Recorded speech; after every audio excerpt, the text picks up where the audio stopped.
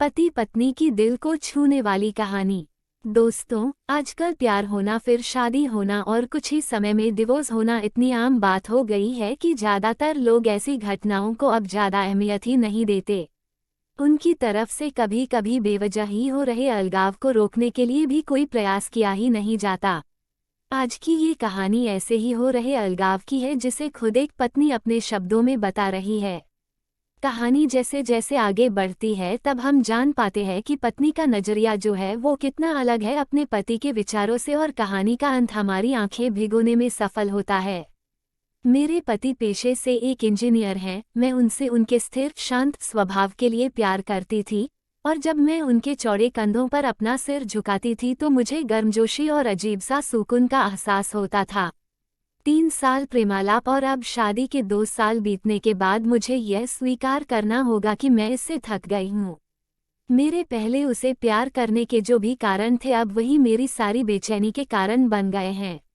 मैं एक भावुक महिला हूँ और जब रिश्ते और मेरी भावनाओं की बात आती है तो मैं बेहद संवेदनशील हूँ।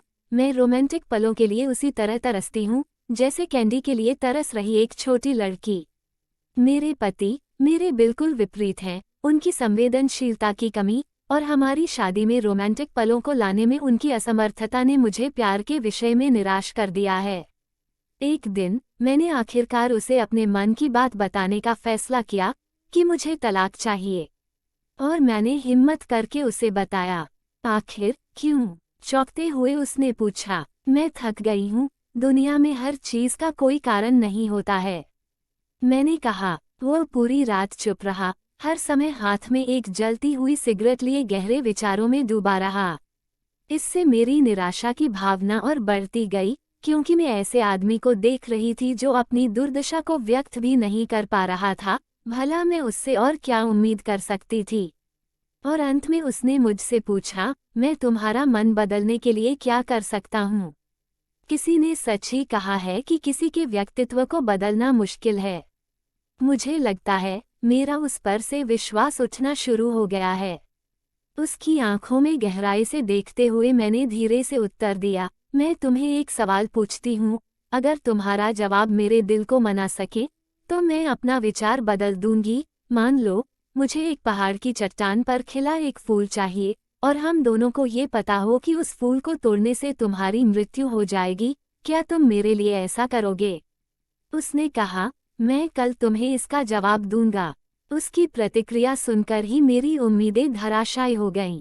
मैं अगली सुबह उठी तो पाया कि वह चला गया था, और सामने के दरवाजे के पास खाने की मेज पर दूध के गिलास के नीचे उसकी खुरदरी लिखावट के साथ कागज का एक टुकड़ा पड़ा था, जो पढ़े जाने पर ये बातें बयां करता था। पति की पत्नी के लिए दिल छूने वाली चिट्ठी।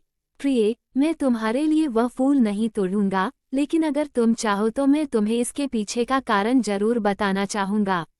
यह पहली पंक्ति पढ़ते हैं मेरे दिल के हजारों टुकड़े हो गए। फिर भी मैंने पढ़ना जारी रखा। जब तुम कंप्यूटर का इस्तेमाल करती हो तो तुम हमेशा सॉफ्टवेयर प्रोग्राम को गड़बड़ कर देती हो। अंत में तुम स्क्रीन के सामने बैठकर रोती हो। मुझे अपनी उंगलियों को जिंदा रखना पड़ेगा ताकि मैं प्रोग्राम को पुनर्स्थापित करके तुम्हारे कीमती आंसू बहने से रोक सकूं।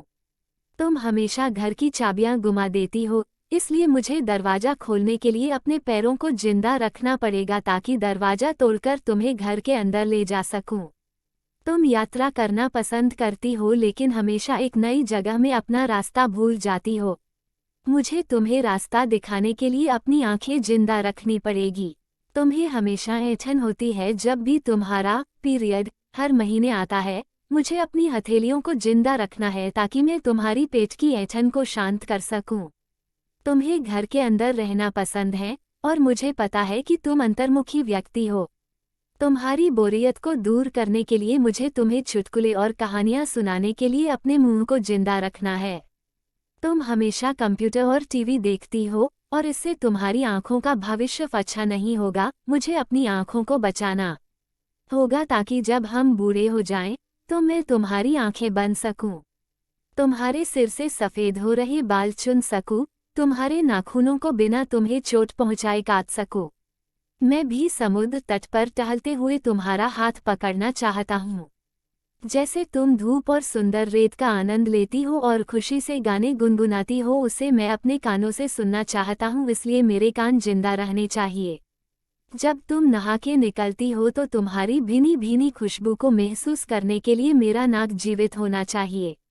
इसलिए मेरी प्रिय, जब तक मुझे यकीन नहीं होता कि कोई है जो तुमसे इससे अधिक प्यार करता है, मैं तब तक उस फूल को नहीं तोड़ूंगा। और जिस दिन ऐसा कोई आया जो तुमसे इससे अधिक प्यार करे, मैं खुशी खुशी उस फूल को तोड़ लूंगा। उद्धरण चिन्ह। ये पते ही मेरे आंसू पत्र पर गिरे और उसकी लिखावट की स्याही धुंधली हो गई। मैंने उसे पढ़ना जारी रखा। अब जब तुमने मेरा उत्तर पूरा पढ़ लिया है, अगर तुम संतुष्ट हो, अगर मैंने तुम्हारे दिल को मना लिया हो, तो कृपया सामने का दरवाजा खोलो, क्योंकि मैं बाहर खड़ा हूँ, तुम्हारी पसंदीदा ब्रेड और ताज़ा दूध के साथ। मैं जल्दी से दरवाज़ा खोलने के लिए दौड़ी और उसके चिंतित चेहरे को अपने हाथों में कसकर पकड़ा और चूम लिया और उसकी बाहों में समा गई। अब मुझे पूरा यकीन हो गया कि कोई भी मुझसे उतना प्यार नहीं करेगा जितना वह करता है, और मैंने फूल को ना ही तोड़ने का फैसला किया।